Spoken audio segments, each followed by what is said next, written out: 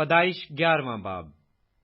اور تمام زمین پر ایک ہی زبان اور ایک ہی بولی تھی، اور ایسا ہوا کہ مشرق کی طرف سفر کرتے کرتے ان کو ملک سنار میں ایک میدان ملا، اور وہ وہاں بس گئے۔ اور انہوں نے آپس میں کہا، آؤ ہم اینٹیں بنائیں اور ان کو آگ میں خوب پکائیں۔ سو انہوں نے پتھر کی جگہ اینٹ سے اور چونے کی جگہ گارے سے کام لیا۔ پھر وہ کہنے لگے کہ آؤ ہم اپنے واسطے ایک شہر اور ایک برج جس کی چوٹی آسمان تک پہنچے، اور یہاں اپنا نام کریں۔ ایسا نہ ہو کہ ہم تمام روئے زمین پر پراگندہ ہو جائیں۔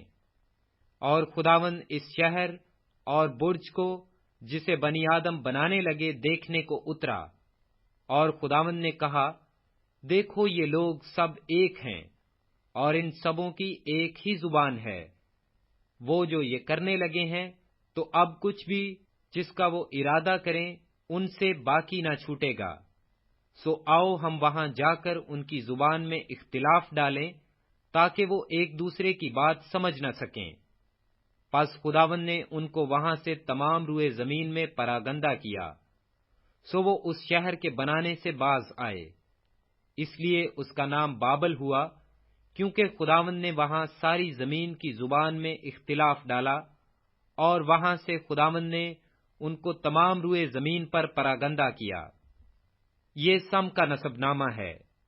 سم 100 برس کا تھا جب اس سے طوفان کے 2 برس بعد ارفخسد پیدا ہوا، اور ارفخسد کی پیدائش کے بعد سم 500 برس جیتا رہا، اور اس سے بیٹے اور بیٹیاں پیدا ہوئیں۔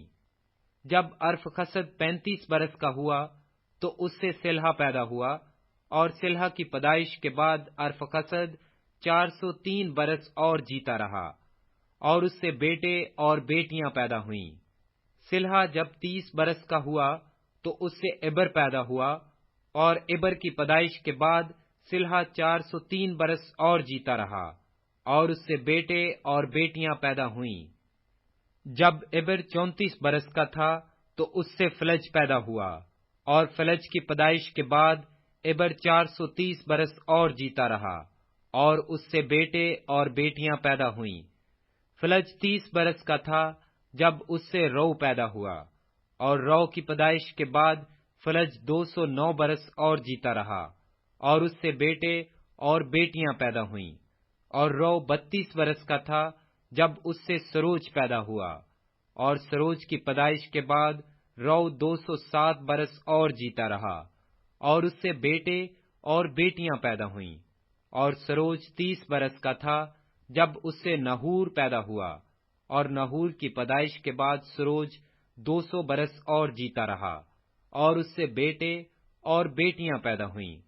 نحور 29 برس کا تھا جب اس سے تارہا پیدا ہوا، اور تارہا کی پیدائش کے بعد نحور 119 برس اور جیتا رہا، اور اس سے بیٹے اور بیٹیاں پیدا ہوئیں۔ اور تارہا 70 برس کا تھا جب اس سے ابراہام اور نحور اور ہاران پیدا ہوئے۔ اور یہ تارہا کا نسب نامہ ہے۔ تارہا سے ابراہام اور نحور اور ہاران پیدا ہوئے، اور ہاران سے لوط پیدا ہوا۔ اور ہاران اپنے باپ تارہا کے آگے اپنی ذات بوم یعنی کسدیوں کے اور میں مرا، اور ابراہام اور نحور نے اپنا اپنا بیاہ کر لیا۔ ابراہام کی بیوی کا نام ساری، اور نحور کی بیوی کا نام ملکہ تھا، جو ہاران کی بیٹی تھی۔ وہی ملکہ کا باپ اور اس کا باپ تھا۔ اور ساری بانجھ تھی، اس کے کوئی بال بچہ نہ تھا۔ اور تارہا نے اپنے بیٹے ابراہام کو اور اپنے پوتے لوط کو جو ہاران کا بیٹا تھا، اور اپنی بہو ساری کو جو اس کے بیٹے ابراہام کی بیوی تھی ساتھ لیا، اور وہ سب کسدیوں کے اور سے روانہ ہوئے کہ کنعان کے ملک میں جائیں، اور وہ ہاران تک آئے اور وہیں رہنے لگے۔ اور تارہا کی عمر 205 برس کی ہوئی، اور اس نے ہاران سے وفات پائی۔